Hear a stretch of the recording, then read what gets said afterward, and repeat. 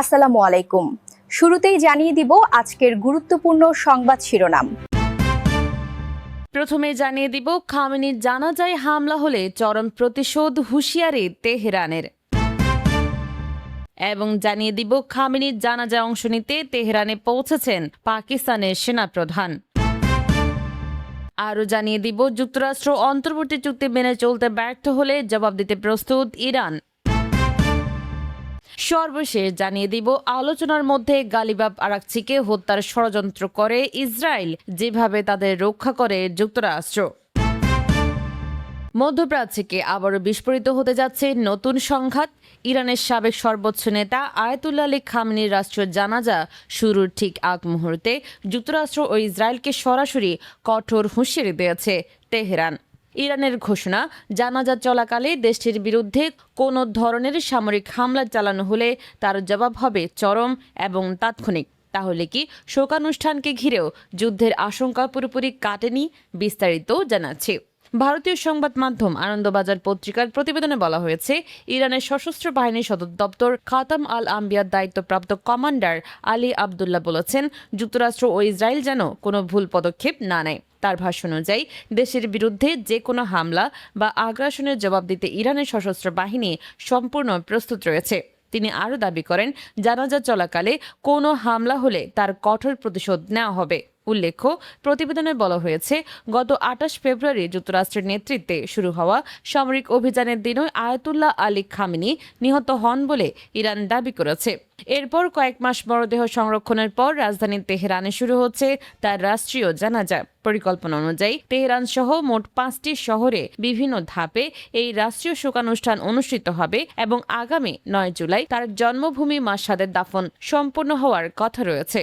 আয়োজকদের ধারণা, পুরো অনুষ্ঠানে দেশ বিদেশ মিলিয়ে ১.৫ কোটিরও বেশি মানুষ অংশ নিতে পারেন। সেই কারণেই নিরাপত্তা ব্যবস্থা সর্বোচ্চ পর্যায়ে নেওয়া হয়েছে। বিভিন্ন দেশের রাজনৈতিক নেতা ও প্রতিনিধিদেরও আমন্ত্রণ জানানো হয়েছে বলে প্রতিবেদনে উল্লেখ করা হয়েছে।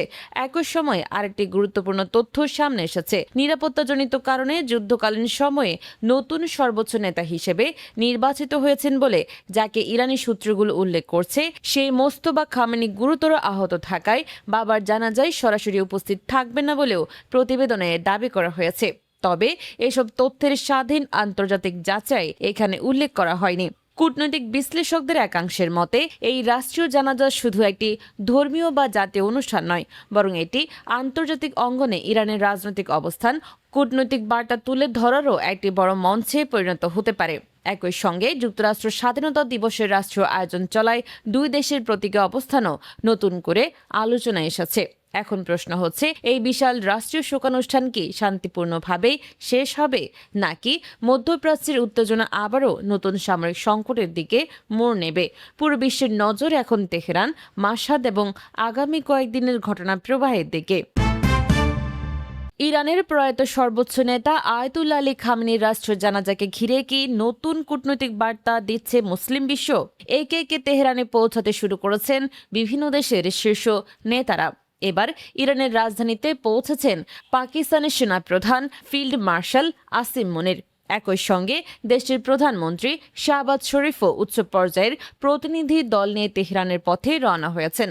তাহলে কি এই রাষ্ট্রীয় জানাজা শুধু শোকানুষ্ঠান নয়, বরং মধ্যপ্রাচ্যের ভবিষ্যৎ কূটনীতিরও একটি গুরুত্বপূর্ণ মঞ্চে পরিণত হয়েছে?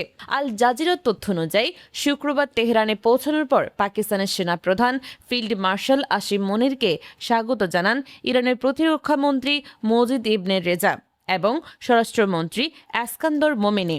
এই উচ্চ পর্যায়ের অভ্যর্থনাকে দুই দেশের সামরিক ও কূটনৈতিক সম্পর্কের দিক থেকে তাৎপর্যপূর্ণ হিসেবে দেখা হচ্ছে। একই সময় সৌদি আরবে একটি আনুষ্ঠানিক সফর শেষ করে সরাসরি তেহরানে পৌঁছেছেন পাকিস্তানের অভ্যন্তরীণ বিষয়ক মন্ত্রী মহসিন নাকভিও। এর আগে পাকিস্তানের প্রধানমন্ত্রী মোহাম্মদ শাহবাজ শরীফও একটি উচ্চ পর্যায়ের প্রতিনিধি দল এবং সরকারের ঊর্ধ্বতন কর্মকর্তাদের সঙ্গে তেহরানের উদ্দেশ্যে যাত্রা করেন। জানা গেছে, প্রতিনিধি দলটি আয়াতুল্লাহ আলী খামেনির রাষ্ট্রীয় জানাজা, শেষ বিদায় এবং সংশ্লিষ্ট আনুষ্ঠানিকতায় অংশ নেবে। উল্লেখ্য, খামেনির রাষ্ট্রীয় জানাজাকে ঘিরে বিশ্বের বিভিন্ন দেশ থেকে রাষ্ট্রনেতা, সামরিক কর্মকর্তা, কূটনীতিক এবং ধর্মীয় নেতাদের তেহরানে পৌঁছানোর খবর পাওয়া যাচ্ছে। ফলে এই অনুষ্ঠান ধীরে ধীরে একটি গুরুত্বপূর্ণ আন্তর্জাতিক কূটনৈতিক সমাবেশেও পরিণত হচ্ছে। বিশ্লেষকদের মতে পাকিস্তানের প্রধানমন্ত্রী, সেনা প্রধান এবং শীর্ষ মন্ত্রীদের একসঙ্গে এই সফর শুধু শোক প্রকাশের মধ্যেই সীমাবদ্ধ নয়, বরং এটি ইসলামাবাদ ও তেহরানের সম্পর্ক, আঞ্চলিক নিরাপত্তা এবং মধ্যপ্রাচ্যের চলমান কূটনৈতিক সমীকরণের দিক থেকেও গুরুত্বপূর্ণ বার্তা বহন করতে পারে। এখন প্রশ্ন হচ্ছে, খামেনেইর রাষ্ট্রের জানাজাকে ঘিরে এই উচ্চ পর্যায়ের আন্তর্জাতিক উপস্থিতি কি মধ্যপ্রাচ্যে নতুন কোনো কূটনৈতিক জোট বা সমঝোতার ইঙ্গিত দিচ্ছে, নাকি এটি কেবল আনুষ্ঠানিক রাষ্ট্রীয় অংশগ্রহণ? পুরো বিশ্বের নজর এখন তেহরান এবং সেখানে জড়ো হওয়া বিশ্ব নেতাদের পরবর্তী বার্তার দিকে। মধ্যপ্রাচ্যে যুদ্ধবিরতি কি আবারও ভেঙে পড়ার পথে? যুক্তরাষ্ট্র ও ইসরায়েলকে এবার সরাসরি কঠোর সতর্কবার্তা দিয়েছে ইরান। তেহরানের ঘোষণা, যুদ্ধবিরতির অন্তর্বর্তীকালীন চুক্তির একটি শর্ত যদি পূরণ না করা হয়, তাহলে ইরান আবারও পরিস্থিতি অনুযায়ী পদক্ষেপ নিতে পিছপা হবে না। একই সঙ্গে যুক্তরাষ্ট্রের সামরিক সক্ষমতা এবং ইসরায়েলের হুমকি নিয়েও বিস্ফোরক মন্তব্য করেছেন ইরানের শীর্ষ নেতারা। তাহলে কি কূটনৈতিক আলোচনার পাশাপাশি আবারও বাড়ছে সামরিক উত্তেজনা? আল জাজিরার তথ্য অনুযায়ী ইরানের পার্লামেন্টের স্পিকার এবং যুক্তরাষ্ট্রের সঙ্গে চলমান আলোচনায় ইরানি প্রতিনিধি দলের প্রধান মোহাম্মদ বাগের গালিবাব বলেছেন, তেহরান যুদ্ধবিরতির চুক্তির পূর্ণ বাস্তবায়ন চায়। তবে তার ভাষ্য অনুযায়ী যদি যুক্তরাষ্ট্র ও ইসরায়েল নিজেদের প্রতিশ্রুতি রক্ষা করতে ব্যর্থ হয়, তাহলে ইরানও পরিস্থিতির সঙ্গে সামঞ্জস্যপূর্ণ পদক্ষেপ পুনরায় শুরু করবে। গালিবাব আরও দাবি করেন, যুক্তরাষ্ট্র সাময়িকভাবে ইরানের মোকাবিলা করতে সক্ষম নয় এবং ইসরায়েলের হুমকি কেবল ভিত্তিহীন প্রচারণা। তার বক্তব্য অনুযায়ী সাম্প্রতিক সংঘাতে যুক্তরাষ্ট্র ও ইসরায়েল তাদের কোনো কৌশলগত লক্ষ্য অর্জন করতে পারেনি এবং শেষ পর্যন্ত তারাই যুদ্ধবিরতির অনুরোধ জানিয়েছে। তবে এসব বক্তব্য ইরানের পক্ষের দাবি, যার স্বাধীন আন্তর্জাতিক যাচাই এখানে উল্লেখ করা হয়নি। এদিকে আঞ্চলিক নিরাপত্তা নিয়েও নতুন বার্তা দিয়েছে তেহরান। ইরানের ভারপ্রাপ্ত প্রতিরক্ষা মন্ত্রী ব্রিগেডিয়ার জেনারেল মজিদ ইবনুল রেজা তুরস্কের প্রতিরক্ষা মন্ত্রী ইয়াসার গুলেরের সঙ্গে টেলিফোনে কথা বলে ইসলামী দেশগুলোর মধ্যে আরও বাস্তবসম্মত ঐক্যের আহ্বান জানান।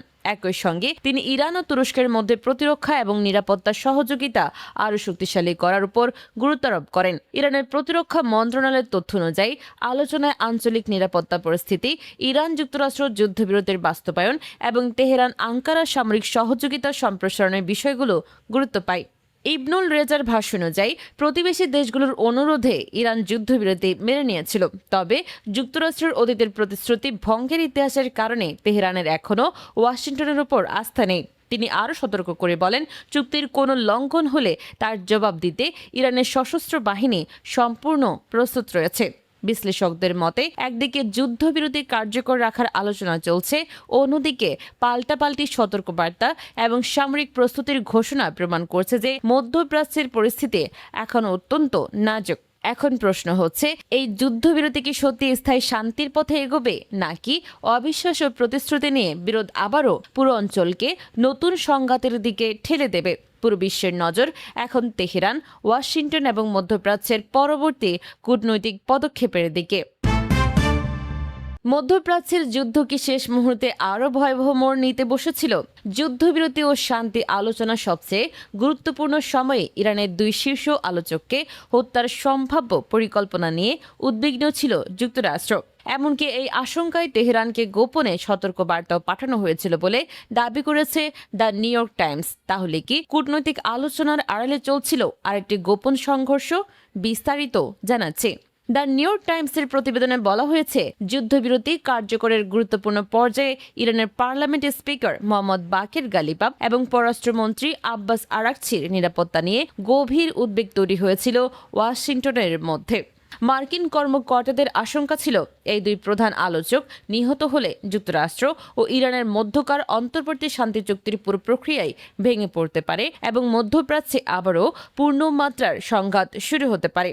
প্রতিবেদনে আরও দাবি করা হয়েছে, যুদ্ধ শুরুর পর থেকেই ইসরায়েলের অন্যতম কৌশল ছিল ইরানের শীর্ষ রাজনৈতিক ও সামরিক নেতৃত্বকে লক্ষ্যবস্তু করা। সর্বোচ্চ নেতা আলী খামনি থেকে শুরু করে জাতীয় নিরাপত্তা পরিষদের সাবেক শীর্ষ কর্মকর্তা আলী লারিজানি সহ একাধিক গুরুত্বপূর্ণ ব্যক্তিকে সম্ভাব্য লক্ষ্য হিসেবে বিবেচনা করা হয়েছিল বলে প্রতিবেদনে উল্লেখ করা হয়েছে। একই তালিকায় গালিবাব ও আরাকচিও ছিলেন বলে ওয়াল স্ট্রিট জার্নালের আগের এক প্রতিবেদনের উদ্ধৃতি দেওয়া হয়েছে। তবে যুদ্ধবিরতি আলোচনা পুনরায় শুরু হওয়ার পর যুক্তরাষ্ট্রের অনুরোধে সাময়িকভাবে তাদের নাম সেই তালিকা থেকে সরিয়ে নেওয়া হয়েছিল বলে দাবি করা হয়েছে। দ্য নিউ ইয়র্ক টাইমস আরও বলছে, ট্রাম্প প্রশাসন জানতে পেরেছিল যে অন্তত গালিবাফ সম্ভাব্য লক্ষ্যবস্তুর তালিকায় রয়েছেন। এরপর ওয়াশিংটন ইসরায়েলকে এমন কোনো পদক্ষেপ না নেওয়ার অনুরোধ জানায়। প্রতিবেদনে আরও উল্লেখ করা হয়েছে, 2025 সালে জুনের 12 দিনের যুদ্ধ এবং চলতি বছরের সংঘাতের সময় পাহাড়ের নিচে নির্মিত একটি গোপন বাংকারে বৈঠক চলাকালে হামলার মুখে অল্পের জন্য প্রাণে বেঁচে যান গালিবাফ। 3 জন জ্যেষ্ঠ ইরানি কর্মকর্তার দাবি অনুযায়ী উভয় ঘটনাতে তাকে ধ্বংসস্তূপ থেকে উদ্ধার করা হয়েছিল, যদিও এসব দাবি স্বাধীনভাবে যাচাই করা হয়নি। নিরাপত্তার ঝুঁকি এতটাই বেড়ে গিয়েছিল যে পাকিস্তান ও কাতারের মধ্যস্থতায় ওয়াশিংটনের কাছ থেকে বিশেষ নিরাপত্তা নিশ্চয়তা চেয়েছিল তেহরান। প্রতিবেদনে বলা হয়েছে, পাকিস্তানের যুক্তরাষ্ট্রের ভাইস প্রেসিডেন্ট জেডি ভ্যান্সের সঙ্গে বৈঠকে যাওয়ার সময় 70 জনেরও বেশি সদস্যের ইরানি প্রতিনিধি দলের বিমানকে পাকিস্তানের যুদ্ধ বিমান সীমান্ত থেকে ইসলামাবাদ পর্যন্ত নিরাপত্তা দিয়ে নিয়ে যায়। ফেরার পথেও একই নিরাপত্তা দেওয়া হয়। তবে ফেরার পথে নিরাপত্তা হুমকির কারণে প্রতিনিধি দলের বিমানকে ইরানের মাশহাদে জরুরি অবতরণ করতে হয়েছিল বলে দাবি করেছেন প্রতিনিধি দলের জ্যেষ্ঠ উপদেষ্টা মাহদি মোহাম্মদি। পরে সড়ক পথে প্রায় 8 ঘন্টা ভ্রমণ করে প্রতিনিধি দল তেহরানে ফিরে যায়। এসব ঘটনার পরও আব্বাস আরাকচি ও মোহাম্মদ বাকের গালিবাফ কূটনৈতিক সফর অব্যাহত রাখেন। তারা কাতার, সুইজারল্যান্ড ও ভারত সফর করে যুক্তরাষ্ট্র সহ বিভিন্ন দেশের প্রতিনিধিদের সঙ্গে আলোচনা চালিয়ে যান। প্রতিবেদনের শেষ অংশে আরও দাবি করা হয়েছে, যুদ্ধের শেষ পর্যায়ে যুক্তরাষ্ট্র ও ইসরায়েলের কৌশলগত লক্ষ্য এক ছিল না। যেখানে ওয়াশিংটন দ্রুত যুদ্ধবিরতি ও কূটনৈতিক সমাধান চাইছিল, সেখানে ইসরায়েল সংঘাত আরও দীর্ঘায়িত করতে আগ্রহী ছিল বলে প্রতিবেদনে উল্লেখ করা হয়েছে। বিশ্লেষকদের মতে, যদি এই প্রতিবেদনগুলোর দাবি সত্যি হয়ে থাকে, তাহলে মধ্যপ্রাচ্যের সাম্প্রতিক সংকটে প্রকাশ্য যুদ্ধের পাশাপাশি পর্দার আড়ালেও চলছিল জটিল কূটনৈতিক ও গোয়েন্দা লড়াই। এখন প্রশ্ন হচ্ছে, যুদ্ধবিরতির পরও কি সেই গোপন প্রতিদ্বন্দ্বিতা শেষ হয়েছে, নাকি নতুন কোনো অধ্যায়ের অপেক্ষায় রয়েছে পুরো অঞ্চল? পুরো বিশ্বের নজর এখন মধ্যপ্রাচ্যের পরবর্তী কূটনৈতিক ও নিরাপত্তা পরিস্থিতির দিকে।